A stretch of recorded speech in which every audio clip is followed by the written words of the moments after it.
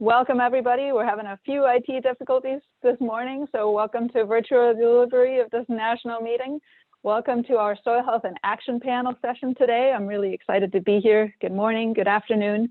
My name is Bianca Moebius-Clune. I direct the NRCS Soil Health Division out of Washington, D.C., and I will serve as your moderator and your timekeeper today, and we'll be kind of on an accelerated schedule, so we'll all try to keep to our times and leave some time for a question and answer at the end.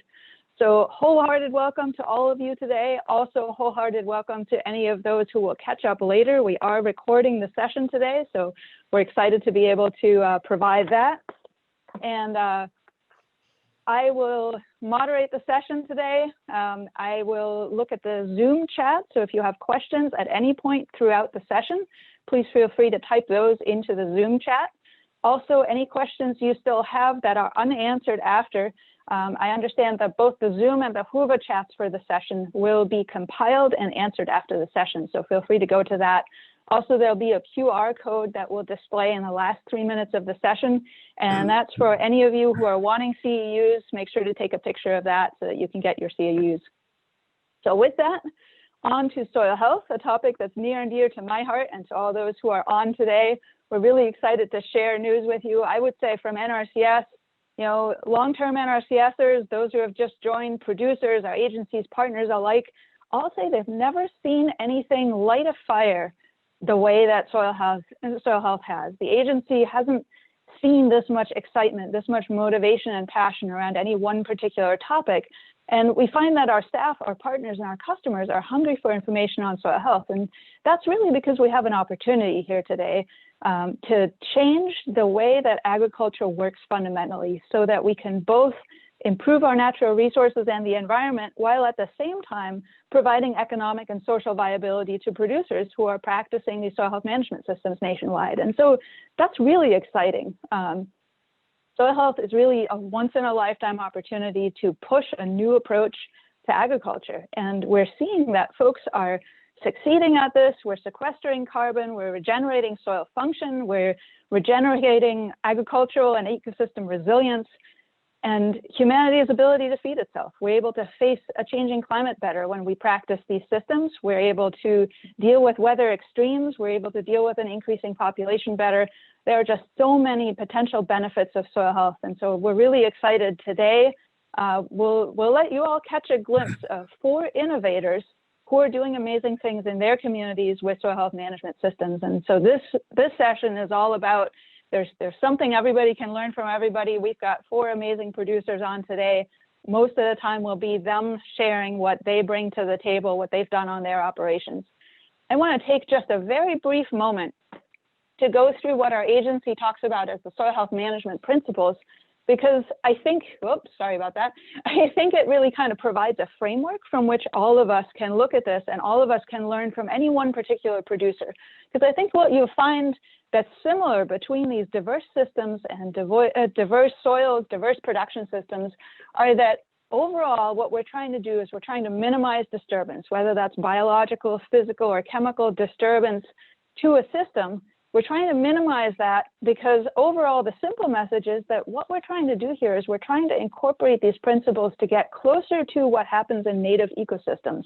We're getting closer to where all the different parts of the system interact with each other and are helping each other work better rather than kind of fighting one particular thing. So we minimize disturbance, we maximize soil cover. There's not many systems out there in native ecosystems where the soil is bare. We maximize biodiversity, we maximize continuous living roots. And why do we do that? Well, a handful of soil contains more organisms than there are people on Earth, right? And so we need to protect those organisms and their habitat. So we talk a lot here about the protecting functions of the soil, and that's minimizing disturbance and maximizing soil cover really kind of protects that habitat. And then we talk about feeding all those soil organisms. And we do that through fueling the soil biology through all these diverse inputs. Now, one thing that I want to point out here that's really important, I know that there's various versions of principles out there. That's okay. I know that a lot of states, even within NRCS, like to add the integrate livestock principle as an explicitly separate principle. And as an agency nationally, we group in livestock with maximizing diversity, because that's really when you bring all of it together, you maximize the diversity of the plants, of the microbes, of the animals, all of that goes together. And some systems are really easy to integrate animals into, and some may not be, and that doesn't mean that a producer cannot achieve soil health. I think there are lots of different ways to do it. And all these principles must be adapted to soil, to climate, to production system, to what a producer has access to, the scale, and they can be adapted. They're scale neutral, they're climate neutral, they're soil neutral. These principles work everywhere. It's just a matter of how you adapt them. What we gain with that, we've often shown this slide, is a win-win with these regenerative systems. When we use our 4 principles, we turn our system into an upward spiral where we're building organic matter, we're decreasing compaction as we get more rooting in the soil, we build our aggregates and our structure back. Often we have very degraded systems out there. We increase infiltration, our plants grow better, we decrease erosion, we get more water that's available to our plants, and basically things kind of spiral upward and upward to a system where we need generally lower energy inputs, lower tillage inputs, lower inputs of the sort that we need to buy, whether that be pesticides, nutrients, lower disease pressure. We tend to get more water availability, but better drainage, nutrient access, rooting, soil organism diversity. Everything improves as we apply these principles. And what we get as a result for society and for producers tends to be better economics, better risks, lower risks, lower environmental impact, often better crop yields or higher quality crop yields, more resilience in the system. And so that's what we're trying to achieve. I think it's a fantastic goal. I think all of us can work on it together. The more the merrier on the train of soil health. There are many ways to do it. Don't be discouraged if one thing doesn't work. Try some other things. And I just want to say, here's the father of our agency, Hugh Hammond Bennett. And back in 1943, he said, if we are bold in our thinking, courageous in accepting new ideas, and willing to work with instead of against our land, we shall find in conservation farming an avenue to the greatest food production the world has ever seen. And I think that was true then. It's true now. It's an inspiring, bold quote. And so I want to say, let's be bold. Let's all work together. Let's all keep moving forward. And with that, I would like to turn over to our producers, our innovators who are on today. I'm not going to take any more time. I would like to introduce our first producer. We have Russ Lester with us today, who produces walnuts in California, and I'll let him tell the rest of the story. So thank you, Russ, for being with us, and go ahead. Well, thank you, Bianca. Hopefully the PowerPoint will pop up soon. My name is Russ Lester. I'm the owner of Dixon Ridge Farms in California. We're actually close to the UC Davis campus, which is where I graduated from. So I moved a long ways after graduation. But anyway, we own, if the first slide can go up to, that's a cover slide. Next slide, please. As I said, we're a grower and processor of organic walnuts. We've been doing that since about 1980. And we currently grow about 400 acres. And we're planting, in the process of planting, about another 300 acres or so of walnuts. However, even having said that, organic is a fairly small percentage of the California, which is the United States walnut production. My family has been farming in California for a long time. As I said, we were certified organic in 1990. This is probably the most important thing on this particular slide, is we follow a very sustainable whole systems approach to everything that we try to do. And I think the whole systems and the sustainability is key. We've been doing that since a little bit before we actually became organic. We were kind of crazy about that, and even before then. So next slide, please. We've been doing a fertilization with cover crop, growing a very intensive cover crop every year. We do compost, and currently what we're using for compost is a composted yard waste that comes out of the Bay Area. We used to use chicken manure compost, but that unfortunately was, there's a bit of huge desire for compost in California these days. And so we had to, we've lost that source, and we've been using this yard waste compost instead. Just a couple of statistics. Ag soils, according to Ohio State University, have lost about 50 to 70% of their normal soil organic matter. And that's huge, and that's worldwide. And if you actually do the math according to the number of institution studies, that actually has contributed massively to the greenhouse gas concentration, especially the CO2 of the atmosphere. Cover crops and all these can actually reverse that. We can actually increase our soil organic matter and our carbon here in California by well over 32%. That may seem like not much for some folk, but in California, where soils and the weather and the environment are so dry for 9 months out of the year, and this year, 10 months out of the year, that's a huge, huge increase. We basically, like I said, use the yard waste compost, which keeps it out of the landfills and adds soil organic matter. It also adds micronutrients and beneficial soil organisms. And we broadcast supply that compost in April through June. This is critical. We mow, we don't till. And I'm a very big advocate against tillage.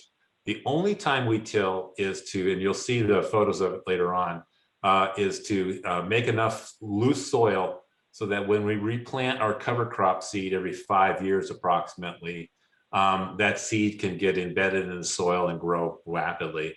And I'll show you that in a little bit of time.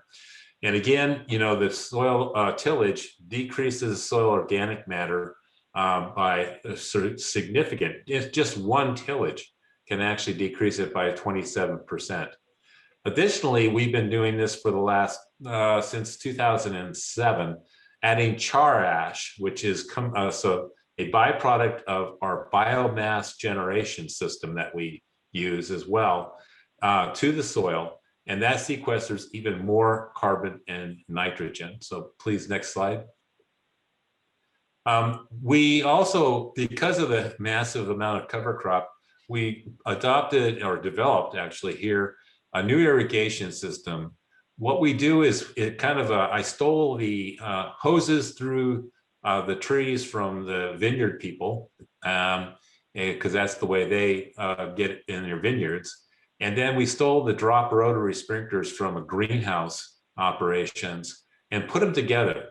And what that does, you'll see a photo of it in a minute, is that it puts the water above the top of the growing cover crop, because our cover crop right now is about 12 to 16 inches tall. Most sprinklers that are solid set sprinklers here in California, especially the small short ones, the mini sprinklers, are only maybe at most a foot above the ground. And obviously that would not work. It would not cover the ground very well. We want to actually cover 100% of the soil for a lot of reasons. But that's why we do what we do. Turns out that these are pretty darn highly efficient. And we are able to mow crossways across it without damaging the hoses or sprinklers. And the 92% water efficiency may not sound like it's perfect. It sounds like buried drip would be a better thing, but actually it's comparable almost exactly to buried drip, because buried drip is not 100% efficient. They tout it as though it is, but it's not. And it has some problems, especially in permanent plantings like trees, where basically the roots will grow and pinch off the buried hoses. And then you have very, very inefficient application. Much higher water efficiency than micro sprinklers. And we can run it all with renewable electricity. Like I said, we actually produce our own on-site. And the low pressure requirements makes it so that it saves a lot of energy. It's also very easy to maintain. You just look out across the orchard, and if something's not functioning or leaking or whatever, you can see it. Additionally, it provides frost and heat control, which buried drip and other kinds of irrigation systems will not do. So the next slide, please. And Russ, 3 minutes. Okay, here is a picture of that. And as you can see, it's a growing cover crop below. These put out very large water droplets, and so the evaporation is very, very low. And we can use it to germinate our cover crop and to irrigate. We can decrease the pressure and act just basically a very small radius. Next slide, please. So we've been doing cover cropping since before 1989. Worked with some folks from the private industry as well as UC Davis to come up with a designer annual legume mix of vetches and clovers. And this is critical because there's a lot of people that would use any kind of cover crop. We find this the best for walnuts. And the reason why is because it fixes nitrogen, it increases soil organic matter. But what it does also is these particular mixture, and it's going to vary depending on what kind of crop you have, attracts beneficial insect habitat, and it provides food in a breeding habitat for that beneficial insects. And that's critical because we're organic. We don't use pesticides, and we have very low insect damage problems. Additionally, the cover crop conserves water, believe it or not, 20% less here in California than bare ground, and because of the mulch that it provides. And as I said, we do mowing, and so that mulch is on the surface, and we only start getting it mowed down very shortly before harvest because walnuts are shook to the ground and harvested off the ground, so we have to have relatively little organic matter on the soil. This protects the soil from surface ceilings and cushions, the impact of the rain and the irrigation. It also increases the water holding capacity. And what's really critical, important here in California is that we have basically no water that flows off of our orchards due to heavy rainfall, because we're feast or famine pretty much here in California. And we get heavy rains and a lot of those fields will run off the water. Next slide, please. And this is what I'm talking about. This is a field that's bedded up for tomatoes. It's typically bare. They use herbicides to kill everything. And this is after a heavy rainfall. Next slide, please. And you can see the muddy water that goes into our ditches and our rivers and our streams. Next slide, please.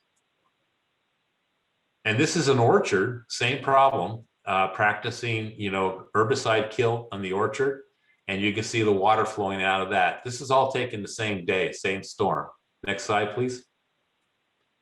Another one, same thing. Next slide, please. And this is our orchard.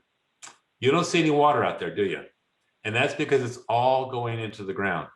And that may seem like a funny thing to happen, but here in California, that is critical for us because a lot of our groundwater is being depleted, and we need to capture as much as we possibly can so that we can irrigate in the summertime. Next slide, please. This is the biomass unit that I was talking about. This actually takes our walnut shells that we produce with our processing and converts it into electricity and heat and a byproduct called char ash, which is about 50% essentially activated charcoal carbon, which is sequestered in the soil for about 2,000 years. So it's a very active way of taking carbon out of the atmosphere via the trees and putting it into shell, which we then turn into energy. The carbon is then put into the soil and is sequestered. So actually, we are carbon negative and we are greenhouse gas negative in our entire operations. And we had a study done a few years back from some UCD folks to determine that. So I'm not making that claim without evidence. Next slide, please. And Russ, just so you know, you're at time. Sorry, this is fascinating. I'll go through this real quickly. I'm sorry. This is how we prepare the ground. This is post-harvest. We're shredding up the leaves. Next slide, please. We are broadcasting the seed on the surface. Next slide, please. And then we incorporate that. As you can see, we till slightly into the ground with this land plane. Next slide, please. And this is what it looks like. This is probably in about 2 or 3 weeks. You can see the flowers up here on the vetch. Those are all attracting beneficial insects and bees. And it is just absolutely wonderful out there at this when this happens in about, like I say, 2 weeks. Next slide, please. And this is like what it is later on. After it dries down and starts to die back, it's smothering the surface. And so the soil moisture is trapped in the ground, which is why we get such great water efficiency. Next slide, please. And as I said, this is right before harvest. We got to shred it. And we're preparing the ground and the area for harvest. Next slide, please. And this is just right after harvest. You can see that the ground, sorry for the kind of blurry slide there, but you can see the ground is basically bare. It's the only time that our ground is bare. And it gets back to what Bianca was talking about earlier, is we actually do want to have cover on our ground almost all year round. Next slide, please. So this is what the conclusion is that we can capture better water retention and we keep the percentage of water loss down. It cleans the water, sediment, and chemicals. It increases the soil health, the organic matter, and it really works well with rain and water recycling and reuse. And then the activated charcoal, like I talked about, acts as a water purification, water retention, nitrogen retention, and long-term, like I said, 2,000 years sequestration of carbon. And that's it. That is fantastic, Russ. That is really super awesome. I wish we could listen to you for another half an hour because you've got so much really exciting stuff to share. We will move on to Dave Scott, who produces sheep in Montana. Looking forward to hearing from you, and I will continue to try to keep you all on time, and it's hard because we have so much exciting stuff to share. Go ahead.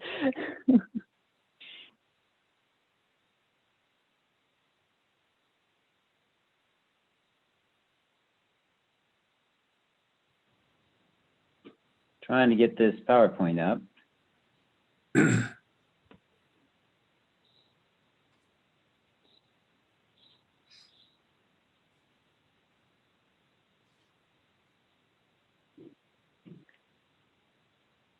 Okay, there we go. Okay, you guys, thanks very much. I'm Dave Scott. I'm a livestock specialist for NCAT, and also we have our own small farm in Whitehall, Montana, which is about 30 miles from Butte.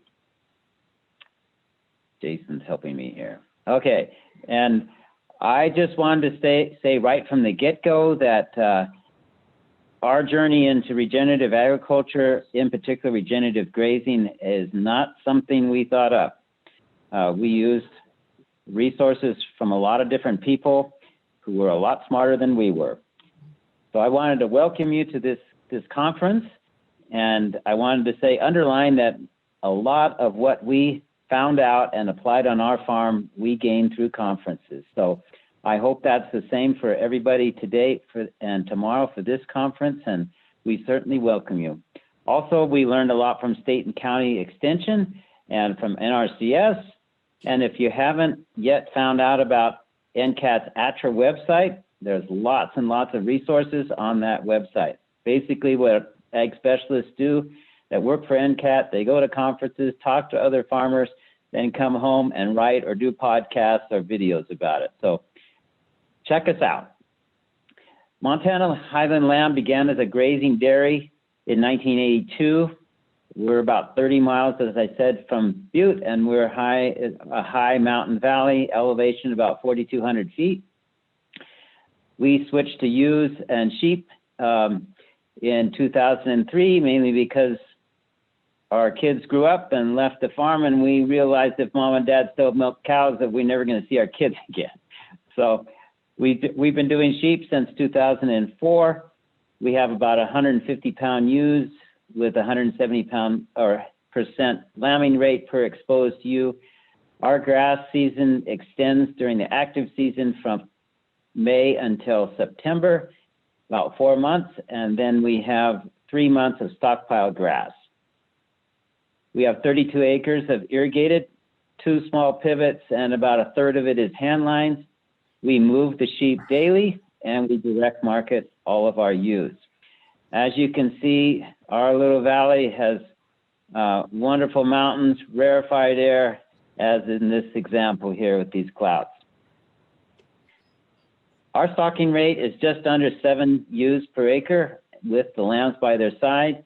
And so at any given time during the grazing season, we are at about 740 sheep per acre as a stocking density. 2013 was a pivotal year for us. Up to 2013, we were employing 32 days of pasture rest. We moved daily, and we didn't have very much trampled grass because the grass at 32 days of pasture rest was mainly vegetative, and we were doing okay, but we had this nagging thought in the back of our minds that we were sure spending a lot on fertilizer. And so 2013, I heard 2 people that really influenced the way our farm went from there. One was Gabe Brown, and the other was Dr. Christine Jones from Australia. Both of them said that it is possible to grow grass with a lot less fertilizer, and I really picked up my ears on this because we were thinking, man, we're sure spending a lot of money on fertilizer.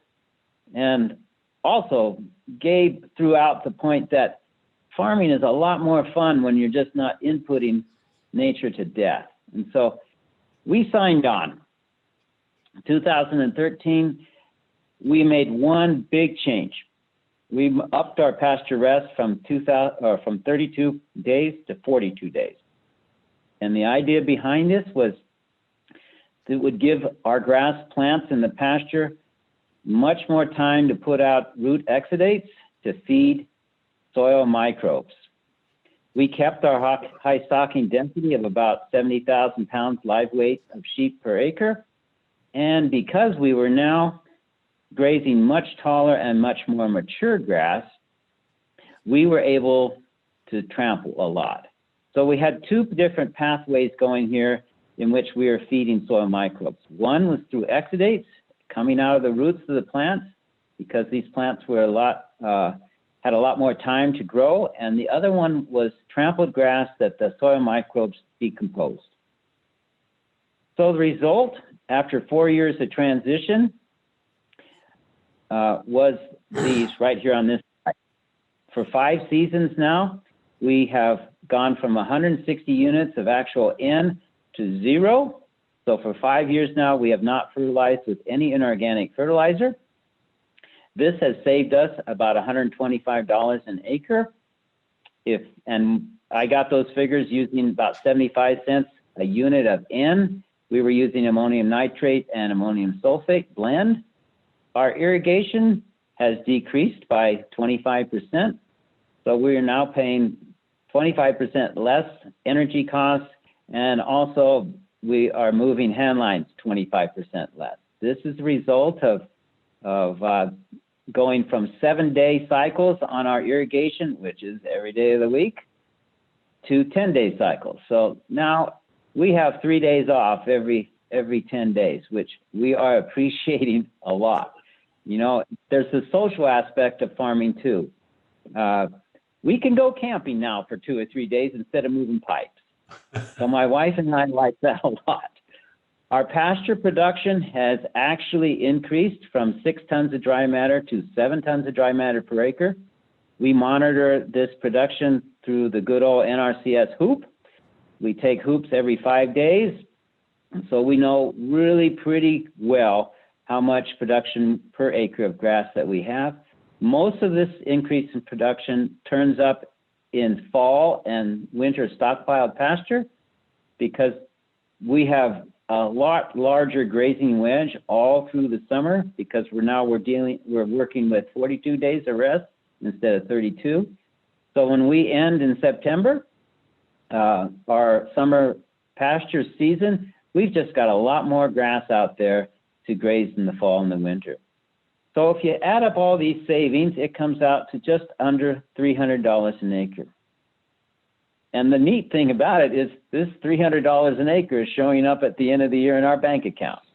So it does work. And how does this happen? It's just the simple thing that we are now feeding soil microbes, or we're encouraging plants to feed them instead of us feeding the plant. Other benefits, our soil health has improved.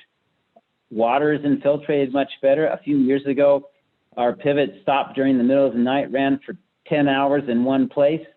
And I went out to it the next morning and thought, oh, great, you know. But I went out there, and at one place, which I later calculated on the pivot, it put down 31 inches of moisture during that 10 hours. I went and looked. There was zero ponding, zero runoff. All that water, all that 31 inches that was put down, went down in the soil. So you can imagine that made me really happy, you know, despite the fact that the pivot malfunctioned. Another great thing is that we are fixing nutrients on demand, which we don't have to worry about nitrogen leaching or going down below the roots. It also has increased our plant nutrient density, which has resulted in tastier meat, which chefs can recognize. There's no more reseeding, there's less flies and less parasites. Yes, there have been challenges. The first challenge was me, getting my head wrapped around on this thing and having the integrity to push on with it, even though we have had some challenges. Our biggest challenge was the barber pole worm. Larvae tend to like to live in those that environment with trampled grass. It's nice and cool, nice and wet. We solved that problem with fence line weeding. And the fact that fence line weeding really reduces stress on the lambs, and that reduces our barber pole problem. So am I happy? You bet I'm happy. And I am fully convinced that this can be done on any scale from 2 acres to 2,000. Thanks a lot. Thank you so much, Dave. That is fantastic. It's just so inspiring to hear you all talk about the real actual benefits that you're getting from these practices. I'd like to next introduce Allison Guidroz. She produces specialty crops in Louisiana. Welcome. Thank you so much. Let me get going here.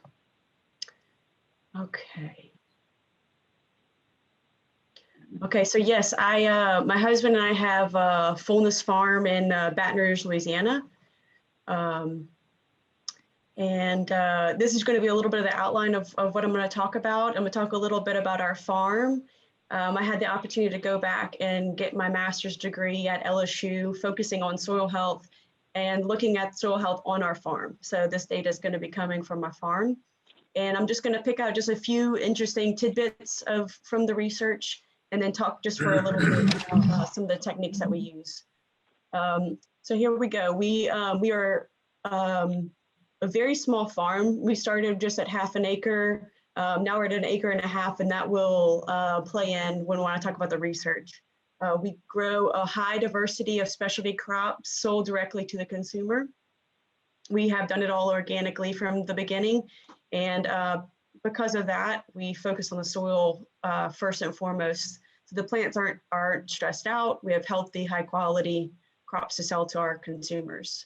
Here are just some pictures of it. It's very intensely managed. We do a lot of leafy greens, roots, vegetables. Here's our booth at the farmer's market. Okay, and so here's me getting my master's degree. So I started in 2018, I finished in 2020 and looked at the soil health on our farm. You will notice, Dr. Moebius-Clune, your name's going to come up. I relied heavily on the work that you've done at Cornell and other places. But here, this is the soil health this is the integration of chemical, physical, and biological aspects of the farm. So I managed all those and measured all those and assessed them. So we've kind of already talked on this, but it's just critically important how we manage the soil.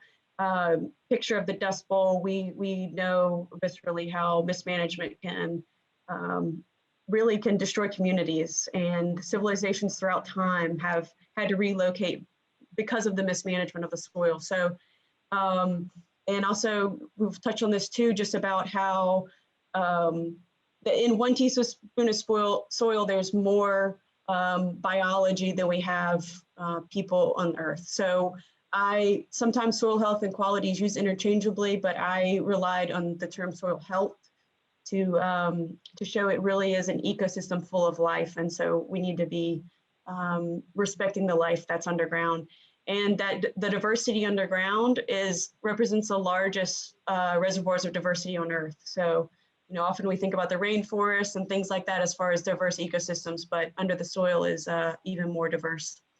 And so with my research, a lot of the research has focused on field crops and not as much on soil health and intensive vegetable farms. So it was a little bit different than some of the research that's out there.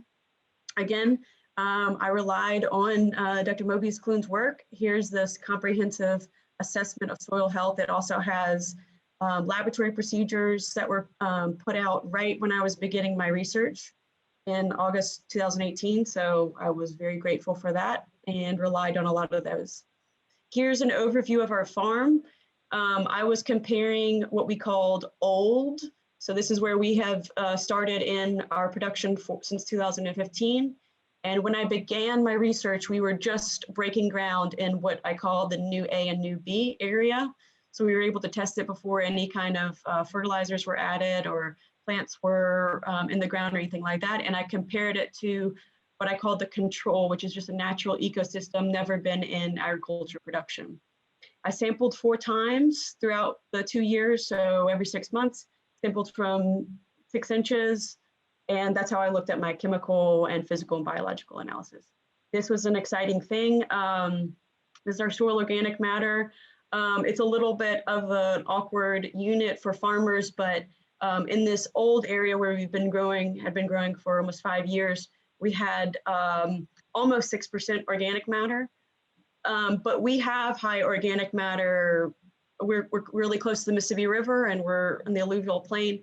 So even in the natural ecosystem, it had nearly 3%. But we're able to build organic matter over those 5 years. And a lot of times soil organic matter will be considered as one of the most important indicators because it impacts the chemical, physical, and biological components of the soil. Aggregate stability, we touched on that. Aggregate stability is how well your soil holds together, or the measure of how much it resists erosion.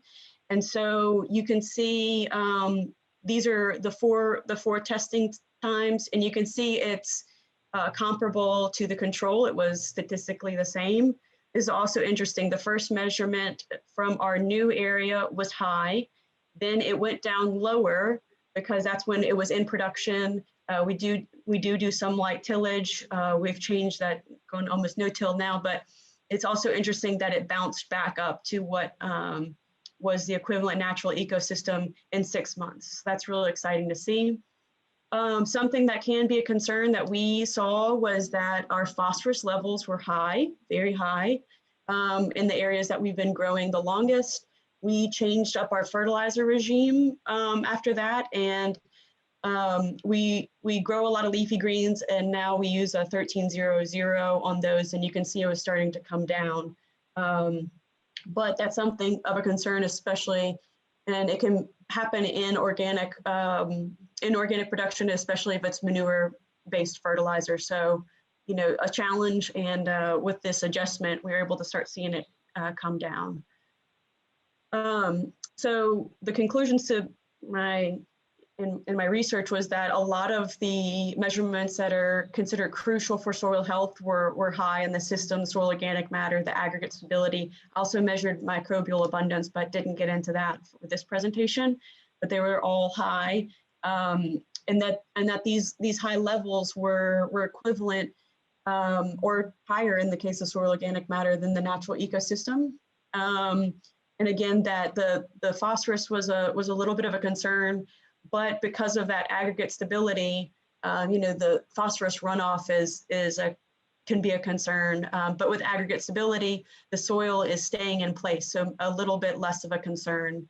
And this is some of the things that we implement on our farm to maximize our soil health. We have extremely high crop diversity. We grow a lot of different types of things. We are able to grow year round here, and so we are always having living roots in the ground as much as possible. We apply a carbon-based compost that comes from municipal carbon source. And we do minimal soil tillage. We've gone to nearly no-till, and we encourage biology as much as we can. Here you can see high crop diversity, and here with tomatoes, and then we've got kale next to it, tomatoes, kale again. Leafy greens are a major part of our crop. We use this two-wheel tractor for most of our growing, but now we've gone to just broad fork and a very shallow cultivation with it's called a tilther. You can see some interplanting here with lettuce in the understory of okra. And then if there is going to be land that is left without things growing in it, we utilize these tarps. This is billboards, but they also have silage tarps that are available now. And when you pull it back, you can see the earthworm castings right on top, and it mimics what earthworms like, where it's dark and protected. And that's what I got. Great. Thank you so much, Allison. That's exciting stuff. Thank you for your work. And thank you. I appreciate that. In the interest of time, I'll pass right on to Adam Chappell. So you'll have a bit of time, and then we'll take the last couple of minutes for discussion. I just want to apologize for our initial IT difficulties that will not allow us to have as much discussion as we hoped, but we will answer questions afterwards. So do type all your questions in, and I gather they'll be answered after. So go ahead, Adam. All right. Well, I'm the last one, and this constrained time that we got's hard on me because I talk slow anyway, so we'll just jump right in here. But I'm just going to talk about our cotton production today. We grow a lot of different crops, corn, soybeans, rice, small grains, and we got some livestock. But my brother and I are fourth generation here in cotton plant. We farm about 8,000 acres around here, and we started messing with cover crops in 2010. We were trying to fight a weed, Palmer amaranth. It was single-handedly driving us to the poorhouse. So we got into this world with that as our only goal. And since then, it's been mind-blowing the changes we've been able to make. We're able to make the same crop with about half the budget that we used to. And on 8,000 acres, that's a substantial amount of money savings. So I did go get some fancy learning. That helped me kind of understand this stuff a little better than some of my neighbors. They still think I'm nuts for doing what I'm doing. So maybe that had something to do with it. I don't know. But what changes have we made? Well, we started out just trying to keep tillage to a minimum, and then we started messing with cover crops. But we've since implemented all the pillars of soil health. I've got mine busted into 5, so Bianca may send me a dirty message here in a minute. But anyway, we figure integration of livestock is a principle in itself because it is foreign in my part of the world. It's something we've added lately. But this is what happens when you till in cotton plant. You got to look close, but you can see a bunch of little green specks on that dirt. Those are pigweeds, and that is a carpet of them. That's about 2 days after we tilled, and there's cotyledon and first leaf pigweeds all over that ground. So that's why we had to quit tilling, because when you don't till, it looks like this. There's no pigweeds germinating through that layer of mulch. So we really want to disturb the soil as little as possible, and we started out with that minimal disturbance just because we didn't want to stir up pigweeds. But now we've seen what kind of life we have in the soil and all that, and it's we don't ever want to till anything. But our system starts in the fall. This is a grain drill running right behind the combine. So we're planting cover crops just as soon as we can. My goal is to have the combines putting pressure. The cover crop drills putting pressure on the combine guys. It's that important to us to get every acre planted with a cover crop. We talk about the cost of cover crop. When you compare that to the things that you can cut out, fall tillage that everybody does, fall applied herbicides, winter burn down, spring tillage, because it rains a bunch here in the spring and our beds and stuff get washed away. you cut out way more than $15 to $20 an acre just by planting a cover crop. So it more than pays for itself. But again, cover crop's the key. I like Russ's picture of vetch. We really like vetch. This is black oats and vetch, and there was radish under that, but they've gotten shaded out. But this is what we want to look like come planting time in the spring. And that's just a tractor with a flat roller on it. So we're just rolling that stuff flat. You can see our furrows we irrigate in there, but man, that gives us great weed control. The moisture retention is ridiculous. We have cut our irrigation by at least 60% just because we're not losing to evaporation.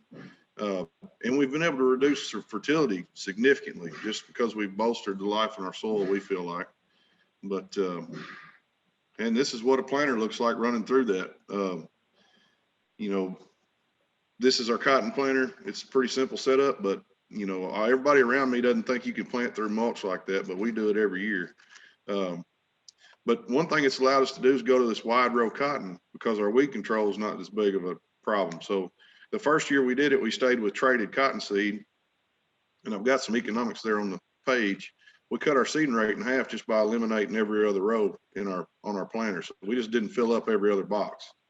You know, this coming season we've transitioned back to non-GMO or untraded cotton, and we've reduced that seeding rate even further to about 9,000 seeds per acre. So my seeding costs in the last few years has gone from a little over $100 an acre to about $5 an acre. So that's a lot of pounds of cotton right there that you can put in your pocket instead of give back to the seed company. But as far as planting goes, you know, this is after paraquat's kind of taking a toll on the vetch and stuff, so it's browned up. But yeah, we can cut through that. We can place seed right where we need to. You can see the little purple cotton seeds in there. And, you know, that stuff comes up. It just starts poking through that mess. And, you know, we've been able to get good stands of cotton. So it makes you nervous for a while because you can't see it from the road. You know, you got to get out there and walk around a little bit. And, but it's out there and it's coming. But fertility, man, we've been able to cut our fertility back immensely. And right now, fertilizer cost on the river is going through the roof. So that's big time for us. That's just more money we can put in our pocket. Our fertility is transferred basically to, you know, AMS is a nitrogen source. We use a lot of compost, you know, rice hulls, gin trash, a little bit of chicken litter. We're composting on site now and applying that in the fall behind the combines with the spreader and the cover crop drill running. But we do still put out some liquid. I call it fertilizer. It's really not. It's just basically a lot of sugar and food sources for microbiology. We want to really ramp that biology up around the seeds so we can make good associations with them, you know, with our roots in the soil just right out of the gate. And, you know, we want to have really extensive root growth. That is what has made our soil structure better. That's the key to reducing fertilizer and irrigation, and undisturbed soils are full of life. I mean, we've got earthworms that would choke a catfish out here now, and they just used to couldn't find any at all. So that really blew my mind because, you know, if you wanted to find earthworms to go fishing, you had to go over in the tree line and dig them up. Now, man, they're everywhere. So it's really amazing the transition we've made in the last decade. But, you know, weed control has been a big deal for us. You know, this is the wide row cotton. I had 2 over-the-top herbicide sprays on this. Then that's compared to 5 or 6 of my conventional neighbors. So, you know, and this is mid-season. I mean, we're clean all the way through harvest here, and this is right before defoliation, still clean, good-looking cotton crop. You know, I spent $38 an acre on herbicide. Well, you compare that to where I was in 2009 at a little over 100. That's significant. I mean, you can pay some bills with that. So insect control, you know, with all the diversity of cover crops and the things that we leave, you know, flowering and stuff around the edges, you know, we've got pollinator strips that we maintain, things like that.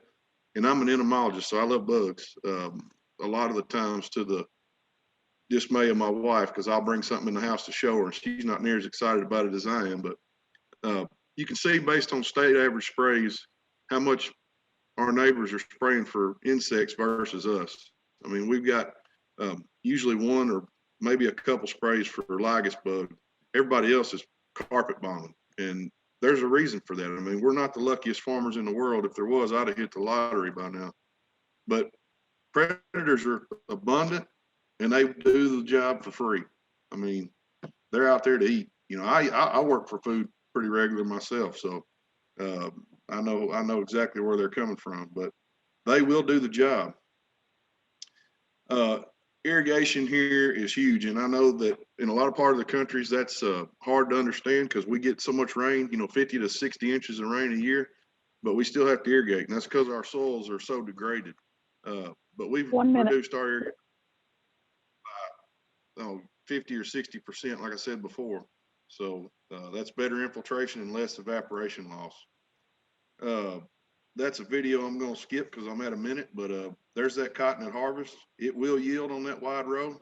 That's 1,100 pound cotton. And for us, the when it was planted is very profitable. This is just a quick look at the costs and the benefits. So, you know, we had a net return before our equipment and overhead costs of $586 an acre on that cotton.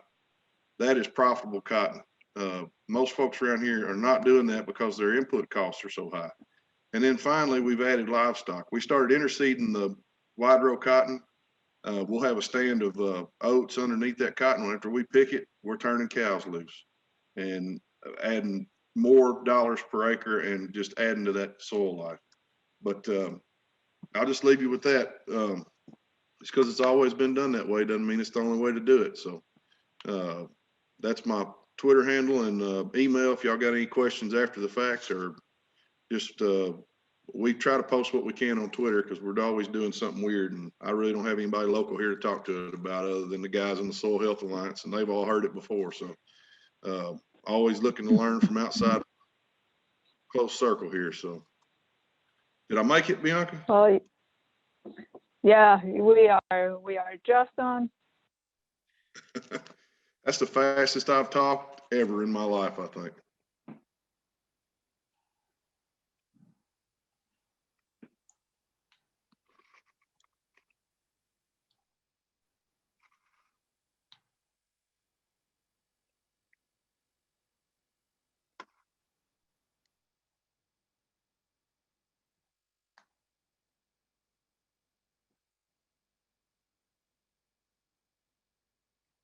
No, there. Can you hear me?